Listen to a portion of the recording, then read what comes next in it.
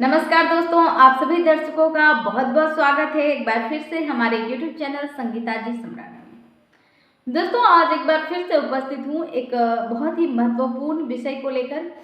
तो वीडियो में आगे बढ़ने से पहले मैं आप सभी से रिक्वेस्ट करना चाहती हूँ कि अगर आपने अभी तक हमारे चैनल को सब्सक्राइब नहीं किए हैं तो प्लीज़ हमारे चैनल को सब्सक्राइब कर लीजिए और न्यू नोटिफिकेशन पाने के लिए बेल आइकन को प्रेस कीजिए ताकि हमारे आने वाली हर वीडियो की जानकारी आपको मिलती रहे टाइम टू टाइम और सबसे पहले।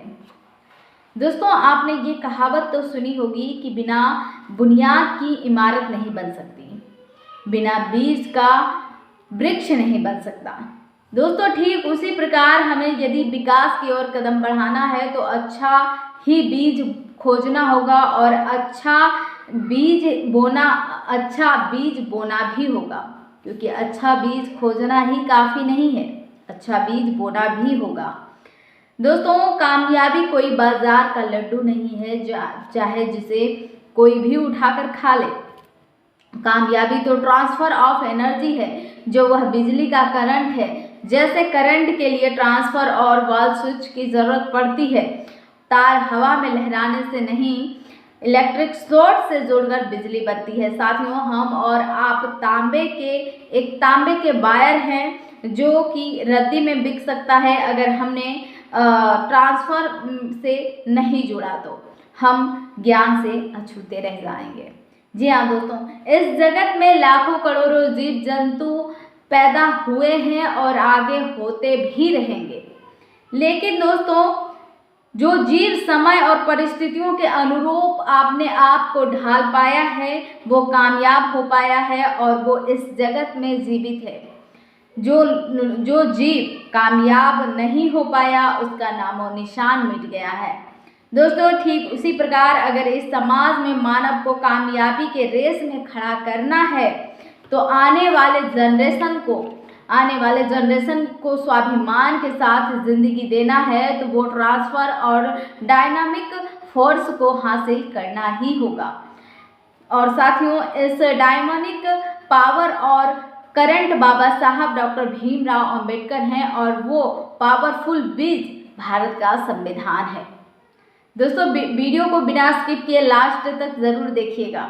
हमें बाबा साहब के कार्यों से प्रेरणा लेना होगा, हमें सीखना होगा, हमें पढ़ना ही होगा। तो दोस्तों, आइए बाबा साहब के बनाए संविधान के बारे में और संविधान के महत्वों के बारे में समझने का प्रयास करते हैं। दोस्तों, संविधान एक नियंत्रण है देश का, सरकार का, राजनीतिक दलों का और जनता का। संविधान अनुशासित करता है देश को, सरकार को, राजनीतिक दलों को और जनता को। संविधान सर्वोच्च नियमावली है। समस्त नीति, नियम, कायदा, कानून, रीति रिवाज तथा प्रथा परंपराओं से संविधान सर्वोपरि है। देश के संसद, न्यायालयों, धर्मगुरुओं, धर्म ग्रंथों, राष्ट्रपति और प्रधानमंत्री से भी ऊपर है। दोस्तों, संविधान सर्वमान्य है जो कि 26 नवंबर 1949 से देश की तमाम सरकारों, न्यायालयों, संस्थाओं तथा नागरिकों में संविधान सर्वव्यापक है। सभी धर्मों के अनुयायियों, विभिन्न व्यवसायों एवं जाति वर्गों में संविधान अनिवार्य है।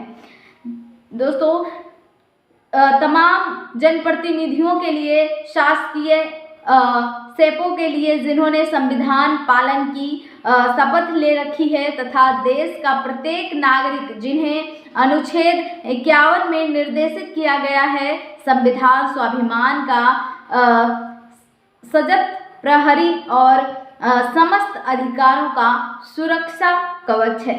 संविधान सभी समस्याओं का एक ही निदान है।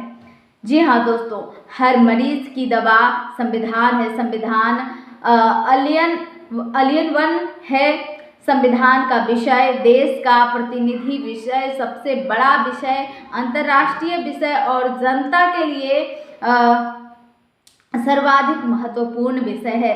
संविधान में ही समस्त नागरिकों का सामान्य अधिकार एवं मूल्य अधिकार निहित है। इसके अलावा संविधान अनुसूचित जातियों को विशेषाधिकार देता है, जनजातियों को विशेषाधिकार देता है, पिछड़ी जातियों को विशेषाधिकार देता है, महिलाओं को विशेषाधिकार देता है और संविधान निर्धारित करता है देश नीति को और विदेश नीति को, लोक नीति को और राजनीति को। संविधान देश के महापुरुषों द्वारा जनता के हक के लिए बाबा साहब डॉक्टर भीमराव अंबेडकर जी ने 3 मंत्र दिए हैं। शिक्षित बनो, संघर्ष करो और संगठित रहो। दोस्तों, आज हमें बाबा साहब के इस विचारों को, इस विचारधारा पर चलना ही होगा, तभी देश में एकता आएगी, तभी देश की तरक्की हो पाएगी। उन्होंने हमेशा समाज के दबे कुचले तथा पिछड़े गरीब लोगों के लिए कार्य किया है। संविधान बनाकर देश में कानून स्थापित किया, महिलाओं के हक और अधिकार के लिए कानून बनाया। आज का भारत हमें अलग अलग जाति को छोड़कर सबको एक धागे में पिरोकर रहना सिखाया है। विश्व रत्न ज्ञान का प्रतीक संविधान निर्माता डॉक्टर बाबा साहब भीमराव अंबेडकर को कोटि कोटि वंदन, अभिनंदन। आप सभी को बाबा साहब के इन बातों को आत्मसात करने की ज़रूरत है, बाबा साहब के विचारों पर चलने की ज़रूरत है दोस्तों, तभी हमारा समाज तरक्की कर पाएगा। हमारे समाज से जातिगत भेदभाव है, छूत अछूत को मिटा पाएंगे।